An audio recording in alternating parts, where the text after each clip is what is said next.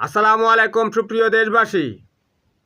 ভারতীয় সাংবাদিক অর্ক ঘোষ জানিয়েছে শেখ হাসিনা ভারতের কর্মচারী। সে বাংলাদেশে জুলাই আগস্টে ছাত্র জনতার উপর গণহত্যা চালিয়েছে।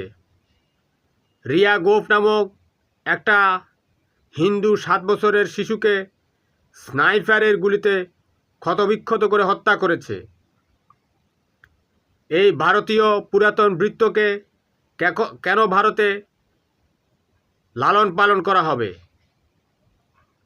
ভারতের অনেক মলম বিক্রেতা সাংবাদিকের মধ্যে দুই একজন ভালো মানের সাংবাদিক যে রয়েছে, অর্ক ঘোষ তাদের মধ্যে অন্যতম। তিনি বলতে চাচ্ছেন শেখ হাসিনা হচ্ছে অমানবিক, তার প্রতি কোনো মানবিক দৃষ্টিকোণ দেখানো যাবে না।